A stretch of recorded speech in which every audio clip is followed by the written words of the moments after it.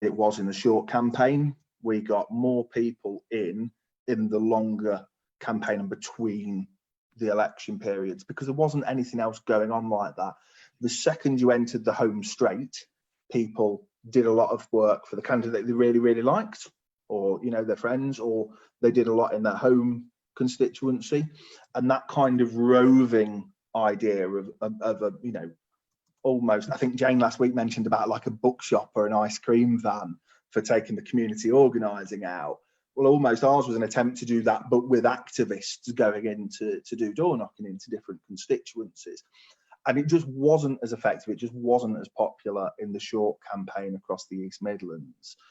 Conversely, in some of the other regions where they did it from the centre, those events were better than they'd had if they'd tried to do it across the thing. And, you know, different areas, different histories, different traditions of how the party works. People are different of how they want to engage. It's just trying to open up as much options. I think that's the other thing I'd do. I'd try and give different ways of being involved. You know, if it was a case of actually, again, using, and Broxtowe was one of the areas we did a couple of these at, you know, the work they're doing down there is incredible. And actually, if it was their thing that actually, you know what, Nathan, don't bring us activists in to just door knock, bring us activists because we're doing this community event, then great. I'd love to be able to support something like that, because I think it's important that all these elements join up together. Brilliant. So the next questions, it's kind of a set of questions from Alan White, which is, did what Nathan and his group do make a difference? How do you know that? How does it work not involving CLPs, and what's Nathan's role in the local party? So did what Nathan and his group do and make a difference? I mean, the only CLP we held was Leicester East, where we went door knocking, so probably not, is the grand honest answer of that. I think, look, the work we did links back to part of the theme of Labour Together's report. We just don't know if door knocking is the be all and end all of everything, do we? That's the honest truth. And so how do I, you know, go and test whether the events were useful and strategically and made a difference? I'd like to think they did. I'd like to think that part of the benefit was that candidates had something that they knew would be there and we would deliver. You know, that was always part of the aim, was to, and I think I was saying to the group I was chatting to there, that when we set this up, I was living in Nottingham North, which is a very, you know, was a safe Labour seat, dropped at the last election, but, you know, we still held it, but yeah, safe. And the idea of some of the work that activists do in some of these areas where it's a fight and it's a slog every single weekend, and they go out in the rain and the shine and the snow and everything. And it was as much an expression of solidarity to those areas and to try and make them feel that their fight wasn't alone, that there were people who really cared about them and them being able to turn that seat back to Labour. And so I'd like to think it made a difference in terms of that, if nothing else, that it gave activists today locally who thought, you know what, we can do this. People care. It's not just us locally that care about our area. But I mean, there are other people on the call who have been at our days and are probably better placed to answer that, to be perfectly honest. How does it work not involving CLPs? I mean, it was never, and what is Nathan's role in the party? None. I'm not. So I'm a member. I sit on our LCF as a TULO delegate, but I'm not an elected officer. I'm not a CLP officer. I'm not a branch officer. I've done all this stuff in the past. My one thing I do, and my way of giving to the party, is to try and help these events. That's it. That's my activism. That's the thing I think I can give back to this movement, or hope it breeds some benefit. The CLPs thing, it was never deliberate. It was, like I said, it was genuinely you can find it easier to get hold of the candidates than you can the secretaries, because we all know how difficult getting people's emails are in the age of GDPR. Whereas candidates have a page that they want you to like and has a messaging facility. So I hope that explains that. But yeah, I know it's that thing, isn't it, that with CLPs, we're understandably protective and we want people to engage with us, but sometimes we don't make it easy for ourselves for people to do that. Right. I think, yeah, that's very interesting what you say about how do you know whether things made a difference. I mean, a lot of the time we don't know, and that's a really important admission. And also, you know, we need to work out what does make a difference. But the fact is, you're convening activists together, working across a region, and they could be doing anything. So it's an achievement to have done that, I think. This is from Rose, which is like, who decided which seats to target? So how did you get your target list? So it was the early selection seats. If we all remember, post 2017, we all thought the government would collapse within 5 to 6 months. The party rushed relatively quickly. I think it was by February 18, after the election in June, that everybody was in place to have candidates selected in the, I think it was 110, there was the attack list, if I'm right, for the last election. And it was that. It was literally that. You know, those were the 10 seats across the region where we needed the least amount of swing to take them and form a government. And it was just solely based on that. Brilliant. So you sort of use that public list and public knowledge to kind of just decide your own target list, because I know that in our review there was definitely problems with the target lists being shared as information. So that's really good that you sort of just did that. Some questions from Rachel, which I'll try and break up a little bit. How do you twin in a way that enables you to communicate, i.e. knowing the local issues if the agenda is actually national? How do you decide where volunteers, I think we've kind of covered that one about how do you decide whether you take volunteers from one place.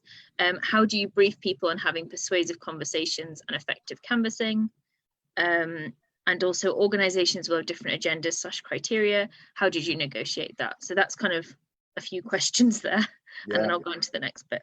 Sure. I mean, I'll start on that last one, because that is possibly the truest statement anyone will ever utter, ever.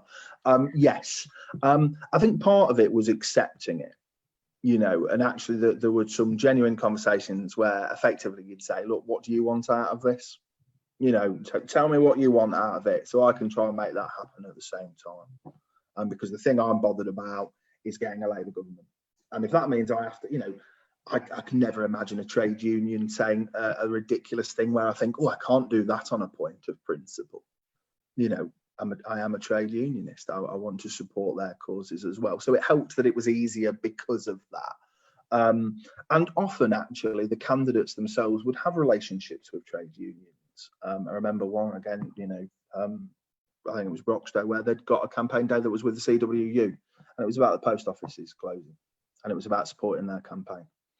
And so, you know, the candidate had gone and done the work for you. And that's the other bit. Most candidates, you know, they really want these things to succeed.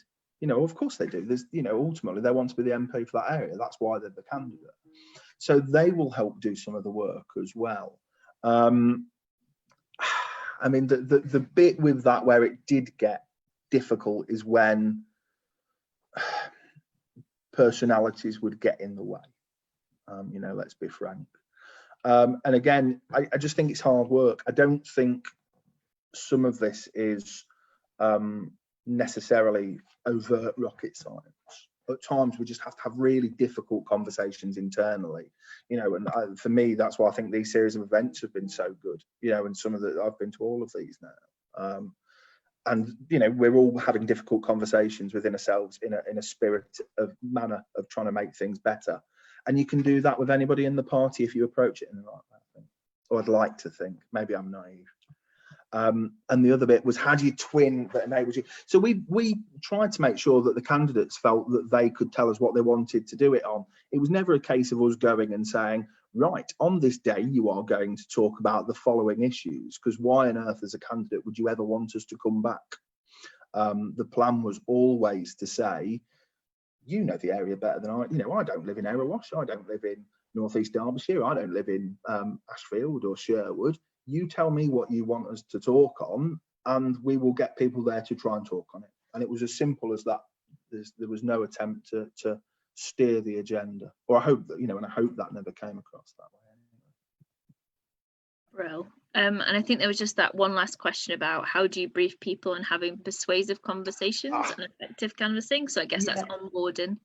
Yeah, and it was mainly up to the candidates. So that we, if people if it was their first day, or first time you've been outdoor knocking, you would do that traditional thing of you'd buddy them up, and you'd try and buddy them up with somebody you knew and somebody you knew how to have conversations on the doorstep.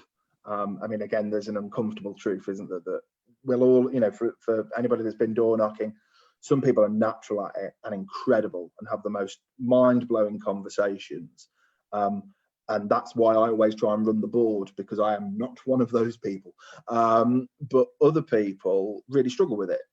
And actually, it's, try and buddying them up from people who are good with it to do it. But yeah, there was never a script. And that was probably part of the other really interesting stuff, actually, was seeing the different CLPs and how they would do that, because you left it with them. I'm not going to tell a candidate how to suck eggs and tell people what they want to talk about and how they should talk. For one, that you should definitely get in touch with anybody from Amber Valley, who had the most incredible pack that they would give to every single person that went door knocking at any point, that had, here's what the local issues are, here's how we like our conversations to go, here's some local dialect. Really immersive. Wow. Yeah, brilliant. Best piece of. See that. Yeah, I'm sure that. Share that pack so like more CLPs can use it. Like, why don't we know about this pack? Yeah, and that's part of the thing, isn't it? That I'd love there to be a national best practice thing about how to onboard and how to have those conversations, and not one that is about, here's a presentation that you're going to sit through for 20 minutes on click. Oh, that's that line, click, and here's how you respond to that, and click, because I don't think people engage with that. But an open and honest way of going, here's some best practice that we've found works, and try it and see if it sticks. Well, it's the sort of thing you could read on the bus if you're on your way somewhere as well. That would be quite helpful. Cool, that's great. The next couple of questions are, did you do anything other than knocking on doors? And maybe that's a question of, if you were to do something other than knocking on doors, do you think this approach works? And how does short game fit with the long game, i.e. building relationships? So how do we balance this sort of like GOTV, door knocking on election day, with that longer term community building? And is there a role for twinning in doing that, or is that maybe best done internally? I don't know. It's an open question. Yeah, I mean, so no, we didn't do anything other than door knocking. That was just, this is how we want it to work. This is what we've been asked to do. Fine, I'm going to go on and deliver it. That was always my approach to it. I think there's definitely, and I think I alluded to it earlier when, with the things you do differently. Yeah, I'd love to help CLPs and get more activists to them, for them to do it in the way that they think best suits their community, because who am I to tell you and your CLPs the best way of doing something? I think that would be nonsensical. I mean, that long-term relationship building, yeah, I think that's a really fair challenge. That actually, if you bring in resource in from outside, you're not helping with that. In effect, that's the honest answer. That's part of the challenge that comes with this model. I mean, what you do is you hopefully help people feel an affinity towards the candidate who is hopefully out on the doors with you, and the literature and the brand of the Labour Party, by having that conversation. I mean, that wider part about twinning, Hannah, I mean, for me, I think the idea of CLPs being twinned with CLPs is probably a bit old-fashioned. I think a better model for twinning is where you are twinned to a group for getting people into your area. You are twinned with another group who know how to fundraise. You are twinned with another group who are experts at social media. If actually we don't do campaigns and expect everybody to be an expert in every bit of campaigning, that would be just silly. It's 2020. There's so much about it that needs to happen. Why can't we twin up on people where areas of people have got expertise? That would be my dream scenario. Don't know the logistics of how it'd work, but as an idea. That's a really interesting way to envisage like twinning, and I think definitely takes us to a different area, which I think is really handy actually, because we do need to think about these things more creatively. And I love the idea of like CLPs kind of like mentoring each other on different things, and that being more, I think we all keep coming back to just having forums for people to talk to each other so they know about things. So the next question was just getting past CLPs. You went around the CLP by going directly to the candidate. What other ways have you found of getting around CLP blocks?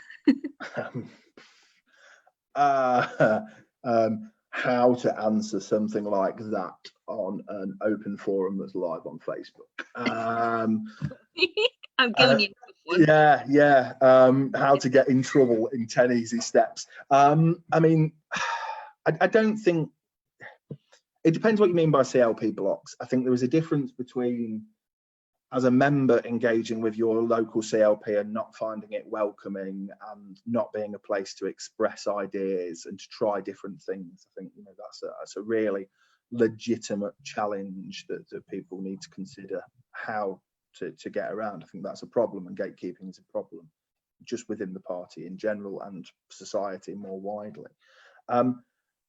I'm not sure it's the case with the model we did. So I'd say it was pure accident, or just for path of least resistance, that we engaged with the candidates. We and you know, if a CLP doesn't want to help, I'm not going to spend, you know, my life trying to give them it, to be honest. I think that was always my way. You know, I've got a 2-year-old kid who came along for most of these sessions with us, and I was slogging my guts out on the phone, making a lot of phone calls. If somebody doesn't want my help, I'm not going to bother, to be frank. That makes a lot of sense. Cool. So the next question is from Rose, which is, in fact, I'll just address some stuff in the chat. So like, people are talking about sharing best practice networks. So we have actually got a Facebook group, which is sort of like taking the Labour Together report forward, where we're encouraging people to just put in examples of best practice. And I think one of the things we're looking to do going forward is maybe creating like a handbook for activists that collates all these different resources. And that's what we're trying to hope comes out of like these sessions, where we share the kind of toolkit that Jane's working on. We could maybe share some stuff from Nathan, share that Amber Valley amazing thing that we've all just heard about. So yeah, if you want to join the Facebook group, post what you've got.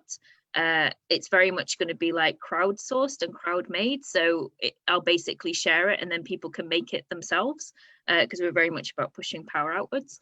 So it'll be kind of something where if you think a section needs to be in there, feel free to add it and do it. And then we can also maybe do some Zoom chats around that as well. But just to continue with the questions, yeah, Rose is saying, what would you be saying to people now out and about? I think that means like door knocking at the moment. I mean, COVID's changed everything, hasn't it? I think if we tried to have, how will you be voting for us in the next general election, insert box ticks, then, you know, we would look frankly ridiculous. I think that what I would have loved to have done, and I'd probably have tried to have set up, would have been roving abilities to go and help constituencies where we lost MPs, or we took big steps backward. Things that were Mansfield, you know, once was ours, we lost it. It was a marginal. It's now not even on the 124 most marginal seats we swing at the next election. And just ask the question, listen to people when you say, what do we do to lose your trust? Because I don't think there's, you know, an easy answer to that. You know, I'm a big believer that golden bullets don't exist, and it's complex. And I'd love to be able to help get people into CLPs to help have that conversation. Brill. And then I think this is the last question from our chats, but then I'll just check the Slido, which is, how did you encourage trade union members who might not be party members to campaign between elections? So that was mainly done through the unions and the officers, and this is where having access to TULO as a committee was really, really useful. So I can imagine how difficult it would be without knowing the people involved. But it was a case of, you know, we've got event X here. Can you try and reach out to your branches and do it? I don't think union branches and those who are not necessarily party members, and then having me as somebody who is a Labour Party activist and saying, hey, you should go door knocking in such and such area because I say so, goes down very well. And for those of you who are trade union activists, you'll know the kind of stern looks we all give each other when we say, well, I'm a GMB rep. Oh, right, well, I'm Unite. Oh, you're Unite. Well, I'm Unison. And, there is that kind of, we all have our own traditions and we all have our own way of doing things and our own history that doesn't necessarily play well when somebody from the outside tries to be the person. So I always thought it was important that it was the union saying, here's an opportunity. And it was never, for me, I never wanted it to be you should go and do this. It was always meant to be, here's a chance for you to make a difference in this community. And I think tone and how we approach things and make that ask is really important. So yeah, hopefully that answers that one. Definitely does. I think that thing about tone and understanding where people are coming from is really good. So I'm just going on to the Slido. We've got a question from David, and actually it's a really good question, which is they've set up a platform which is called Labour Beyond Cities at www.labourbeyondcities.co.uk, which they're trying to use to redistribute activists from cities to town. Which is an absolutely amazing idea. Again, this is something else to be put into the resource that we're building, because again, not heard about this until today, but it seems like it's very much needed. And he's just asking, is funding available? Which is maybe a kind of wider question, but I definitely think there should be. So I don't know if you want to answer that, Nathan, or if you can answer that. I mean, not out of my own pocket. It sounds like it'd probably be a bit pricier than I can afford. But yeah, look, I mean, for me, that'd be a dream resource, an absolute dream resource, because part of the challenge is, I'm trying to say this without insulting all of us on this call. I've always had this long-held belief that people in political parties and are politically active should acknowledge that they're a bit weird because nobody else does this stuff. And all of us on this call are the weirdest on the weird because we've given up a Monday night to talk about the intricacies of how you do a twinning platform regionally across numerous structures. And it sounds like how I'm doing that takes great pride in that fact as well, but I think it is a fact. And one of the first things you would often have to do with Labour Party members when they were first starting to get engaged was explain why a marginal, why is that place important actually, and a resource like that, when most people's instinct now is to go searching on the web and not to have a conversation necessarily, would be invaluable. Brill. I've just had a request from David, who's posted that saying, can I speak on that for a second, Hannah? And yeah, of course you can. I don't know if we can payment. Can you find David Littlefair and just unmute him, just so he can explain a bit more about his idea? Absolutely. Done. Thanks so much. I really appreciate the opportunity to talk about it, and I don't want to, I totally acknowledge that I'm muscling in, but it is something that I feel is really relevant to the conversation that we're having. So essentially, I'm from the northeast of England and I live in London, and I've campaigned in both. And you realise from doing the last couple of elections that there'll be more people in my ward in Lewisham than there are in the entire of the sort of 2 or 3 seats in Middlesbrough. So after the last election, we sort of set up, literally on the day, we sort of set up a WhatsApp group being like, look, we've lost contact with all of these areas outside of major cities. What are we going to do about it? And there was kind of a flood of people really keen to do it. And so we started to build this website. And what we're using the website to do is audit the skills that people have that are in major cities and then connect them with CLPs in towns and the like. And what we're actually doing at the minute is looking to find a way that we can fundraise to license the Zetkin platform, which is what the Swedish Left Party uses, which is vastly, vastly better than Labour's own contact creation platform because it shows what people are interested in. You can tag, the various doors in your area for what the causes are that people care about. You can tag your activists for the causes you care about, and you can tag them for skills as well. So when this platform is fully up and running, an organizer in Blythe Valley would be able to search the nearby cities for people who might have skills in graphic design and the like, and pull them in to help them in campaigns throughout the year.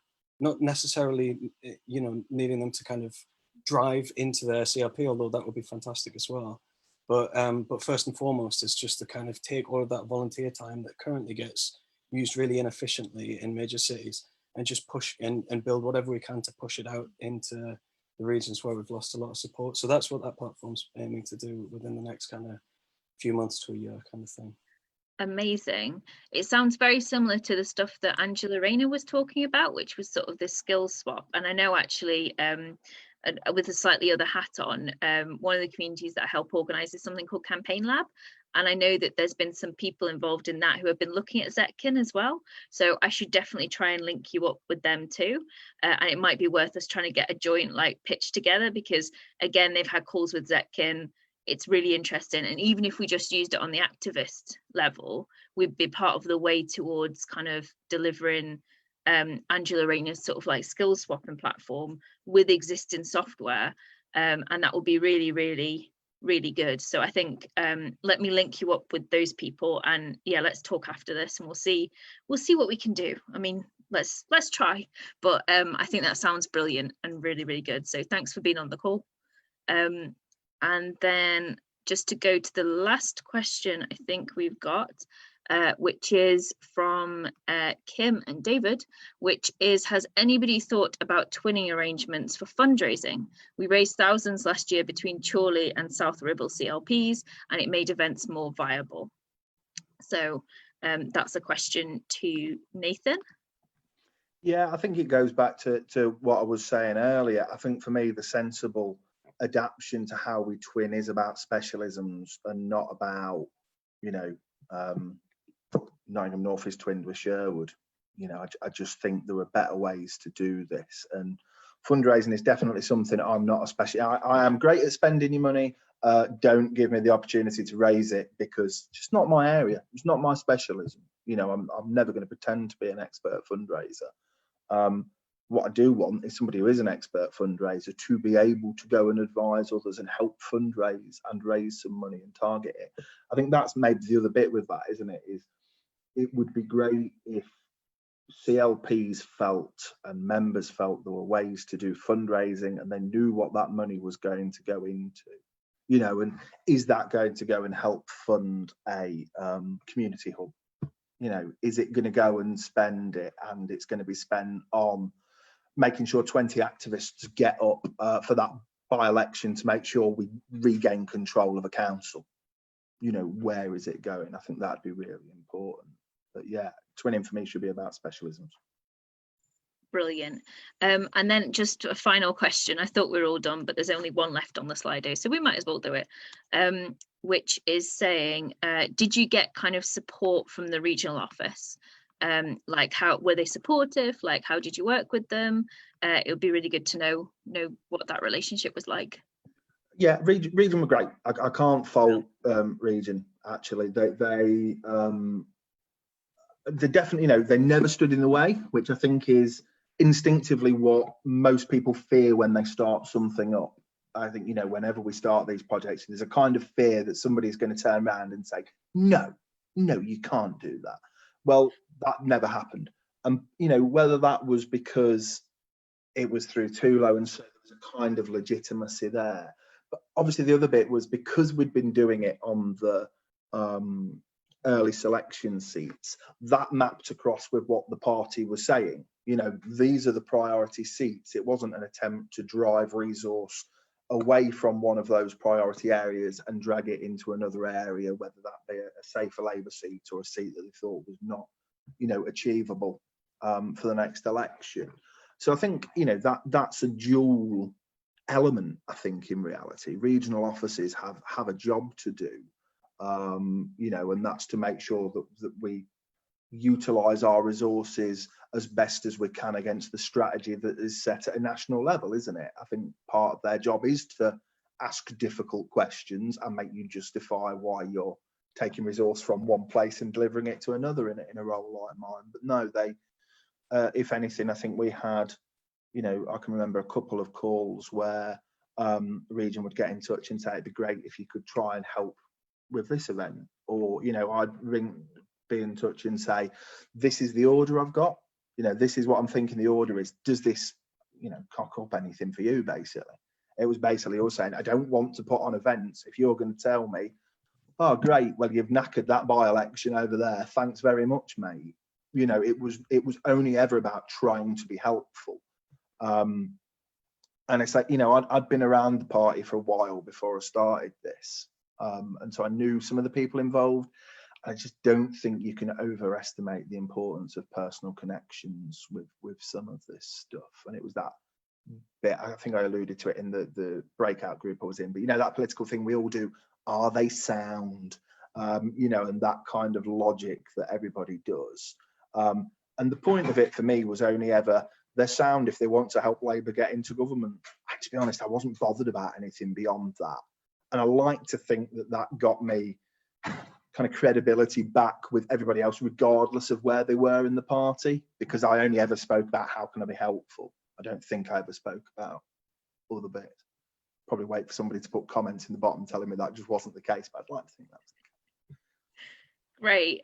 Thank you so much, Nathan. That's been really, really helpful, and I think really honest as well about how you've sort of navigated these systems and these different groups. And it was really, really helpful. And I think so much of this, the more I see, is about information sharing, openness, like trusting each other. Like these are really core kind of like cultural things. And I think that's something that these are themes that keep recurring.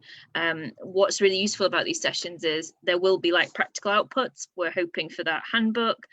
We might end up with a Zetkin thing, which would be amazing. Like, we're really trying to make change happen here. And also everything is going to be fed into this implementation document that we will send on to the party and also share with everybody as well, because I think we're having some quite useful discussions here in terms of just pushing and fleshing out further what kind of things we recommended in the report.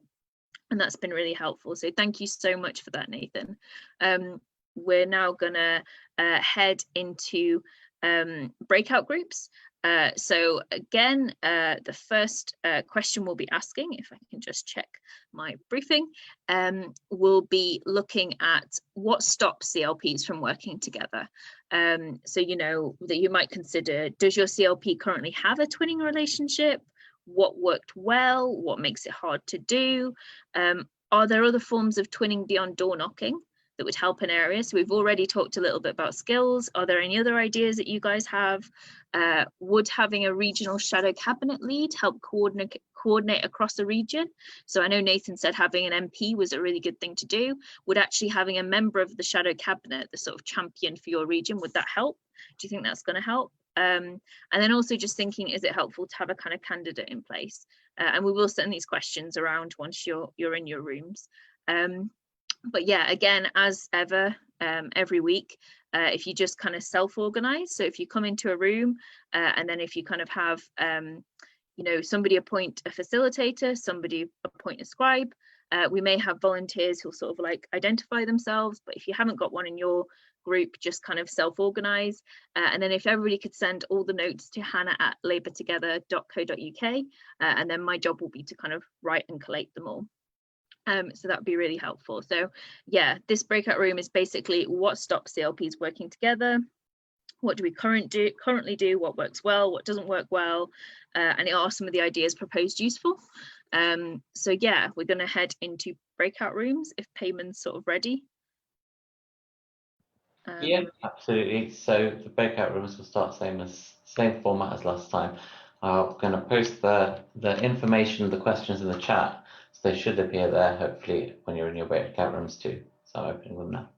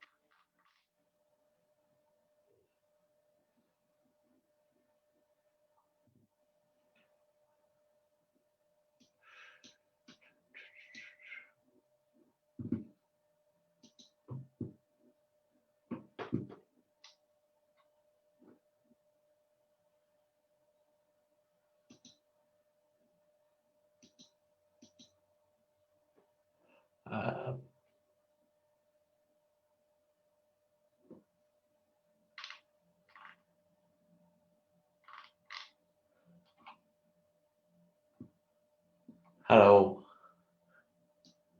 Did it not work through in a breakout room?